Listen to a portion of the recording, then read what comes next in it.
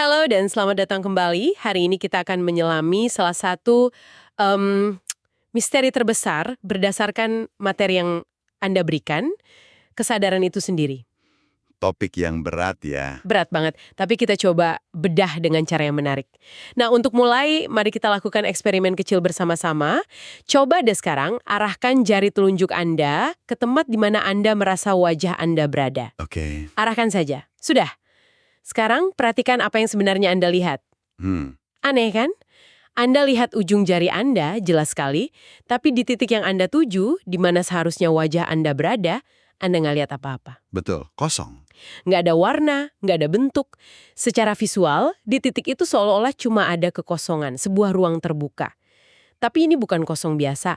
Rasanya ini kayak titik nol, pusat dari mana seluruh dunia visual Anda terpancar. Ruang sadar. Persis, ruang sadar.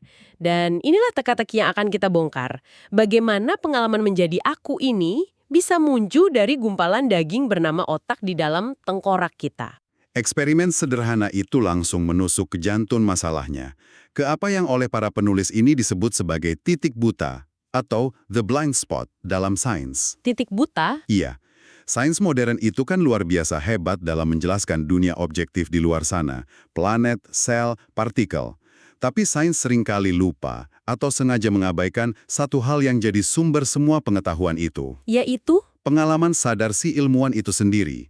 Seolah-olah kita punya peta dunia yang sangat detail, tapi kita lupa menggambar posisi kita sendiri di peta itu. Jadi maksudnya sains selama ini melewatkan hal paling fundamental, si pengamatnya sendiri. Dari titik buta itu, berdasarkan materi yang Anda berikan. Oke, kita mulai dari mana nih? Di catatan Anda, ada istilah yang sering muncul, jurang penjelas atau explanatory gap. Apa sebenarnya yang dimaksud dengan jurang ini? Ini metafora yang kuat banget. Bayangkan ide dari filsuf abad ke-17, Gottfried Leibniz. Dia minta kita membayangkan sebuah mesin yang bisa berpikir dan merasakan. Oke. Sekarang, bayangkan mesin itu kita perbesar sampai seukuran kincir angin raksasa. Jadi kita bisa jalan-jalan di dalamnya. Oke, saya coba bayangkan. Saya masuk ke dalam mesin otak raksasa itu. Apa yang saya lihat? Anda bakal lihat roda gigi yang saling dorong, tuas yang bergerak, piston yang naik turun. Anda bisa lacak setiap mekanismenya, dari A ke B ke C. Tapi, sekeras apapun Anda mencari, Saya nggak akan menemukan pengalamannya. persis, Anda tidak akan melihat perasaan sedih atau menemukan sensasi warna merah di antara komponen-komponen mesin itu.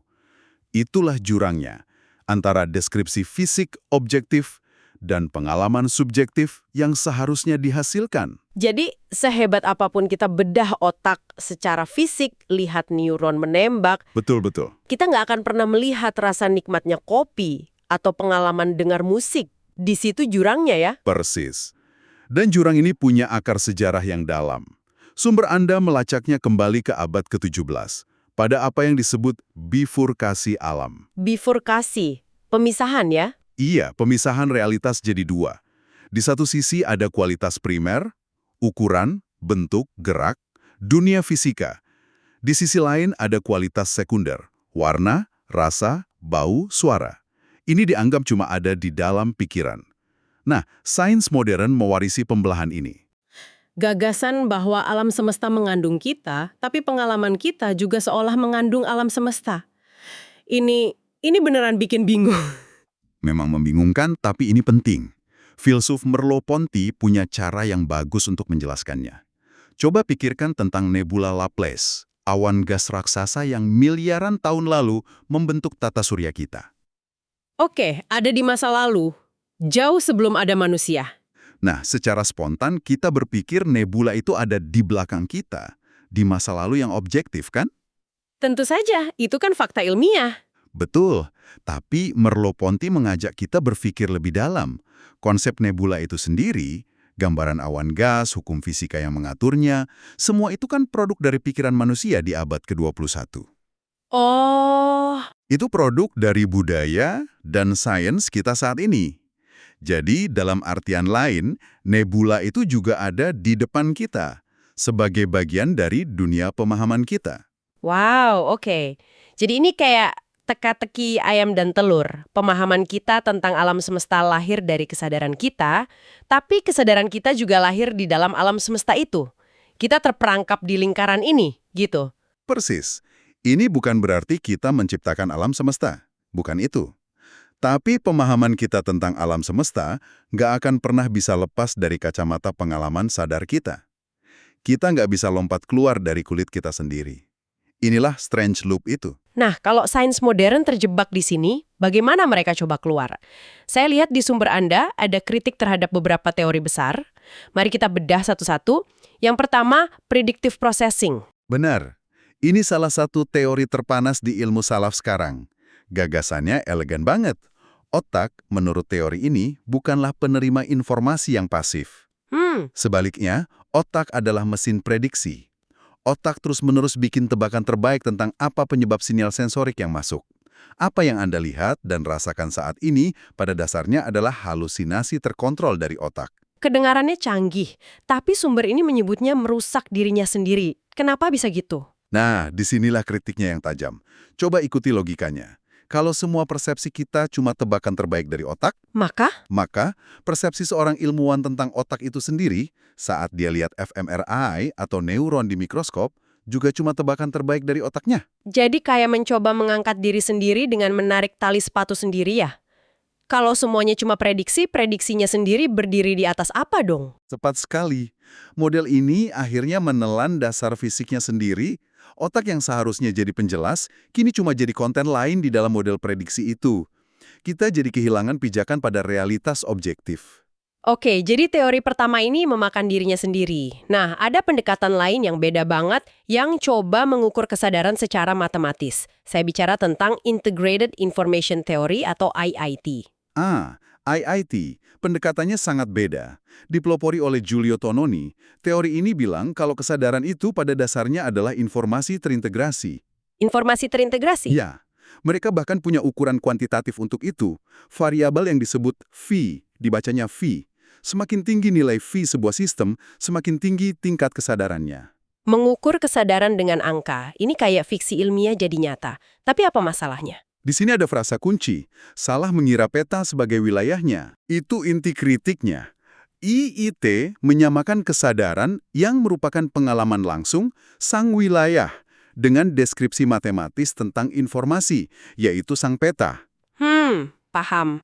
Tapi ada masalah yang lebih dalam. Konsep informasi itu sendiri kan nggak bisa berdiri sendiri.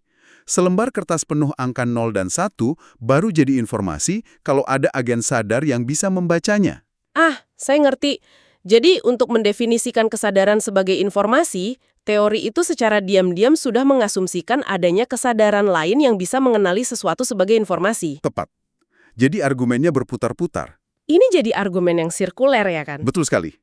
Kembali jatuh ke dalam titik buta dengan cara yang berbeda. Oke, dari sisi sains modern, pendekatannya masih mentok. Bagaimana kalau kita lihat dari sisi filsafat? Ada dua ide besar di sini yang juga dikritik. Panpsikisme dan ilusionisme. Kita mulai dari panpsikisme. Idenya ini kedengerannya radikal banget ya? Sangat radikal, tapi punya sejarah panjang. Sederhananya, panpsikisme bilang kesadaran itu bukan sesuatu yang muncul tiba-tiba di otak yang kompleks. Lalu? Sebaliknya, kesadaran itu fitur fundamental dari alam semesta. Sama kayak massa atau muatan listrik. Menurut pandangan ini, bahkan partikel elementer seperti elektron pun punya bentuk kesadaran yang sangat-sangat sederhana. Tunggu sebentar. Ini maksudnya batu di jalanan atau kursi yang saya duduki ini punya semacam kesadaran walaupun kecil banget? Jujur ini sulit banget dibayangkan. Itu pertanyaan yang bagus. Dan disitulah salah satu tantangan besarnya, masalah kombinasi. Tapi kritik utama dari sumber Anda lebih fundamental. Meskipun panpsikisme terdengar revolusioner, ia masih memperlakukan kesadaran sebagai sebuah objek. Sebagai properti dari materi, apa yang salah dengan itu? Kesalahannya adalah, ini gagal menangkap ide yang lebih dalam. Bahwa kesadaran bukanlah salah satu benda di dalam dunia. Kesadaran itu adalah ruang atau cakrawala di mana seluruh dunia bisa menampakkan diri. Bukan properti tapi panggungnya itu sendiri ya? Tepat. Kesadaran adalah syarat agar dunia bisa muncul. Oke, dari ide bahwa semua hal punya kesadaran, kita ke kebalikannya yang ekstrim. Ide bahwa kesadaran kita cuma ilusi. Ini lebih aneh lagi. Ini posisi yang disebut ilusionisme, didukung oleh filsuf seperti Daniel Dennett. Mereka bilang, apa yang kita sebut pengalaman kualitatif rasa merah, rasa sakit, sebenarnya adalah ilusi yang diciptakan otak. Jadi masalah sulit itu nggak ada karena fenomenanya sendiri nggak nyata. Menurut mereka begitu, otak cuma menipu dirinya sendiri. Tapi bagaimana bisa pengalaman jadi ilusi? Bukankah untuk mengalami sebuah ilusi, kita harus punya pengalaman dulu? Rasanya ini menyangkal hal yang paling nyata bagi kita. Dan itulah persisnya inti kritik fatal terhadap ilusionisme. Mengatakan pengalaman langsung adalah ilusi, itu pernyataan yang merusak diri sendiri. Kenapa? Karena semua pengetahuan kita, termasuk pengetahuan para ilusionis tentang cara kerja otak, pada akhirnya datang dari mana? Dari pengalaman langsung? Betul. Dari pengalaman saat melakukan eksperimen, membaca data.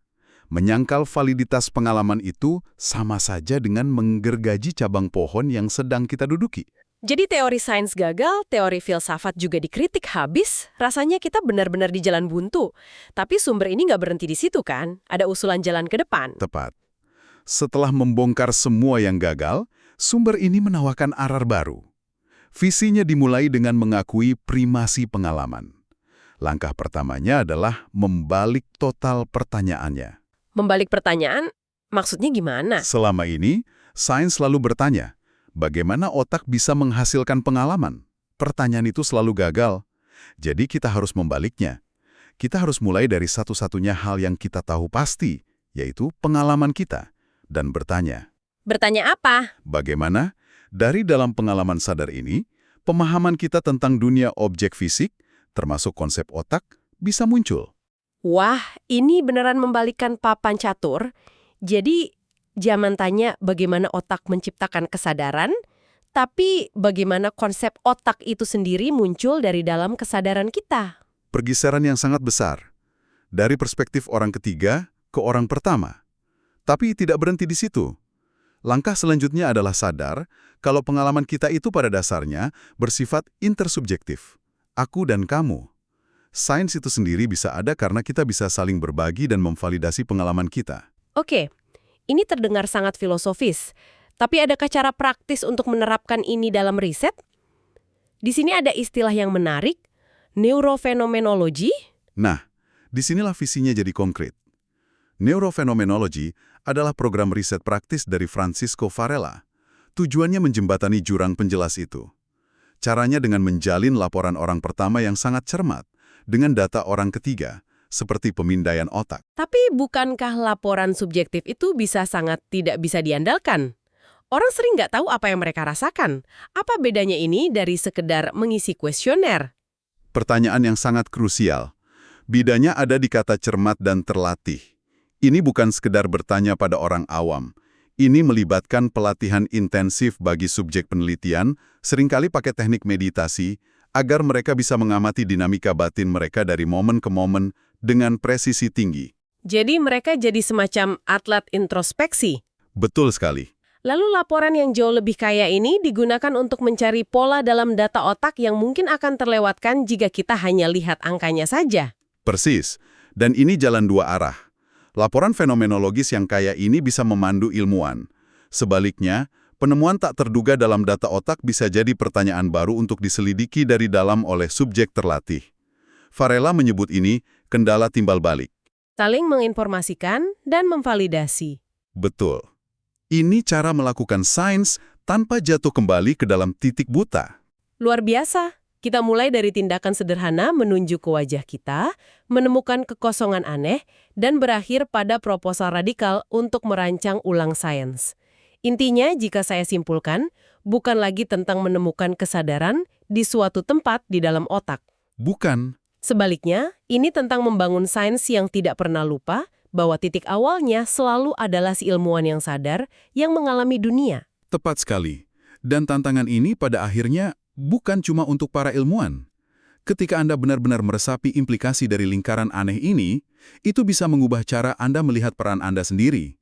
Anda bukan lagi sekedar pengamat pasif. Tapi partisipan aktif. Anda adalah partisipan aktif yang, melalui setiap momen kesadaran, ikut memunculkan sebuah dunia yang penuh makna. Ini membawa kita pada sebuah pertanyaan penutup untuk Anda renungkan. Dunia seperti apa yang sedang Anda bantu munculkan melalui kualitas pengalaman sadar Anda saat ini?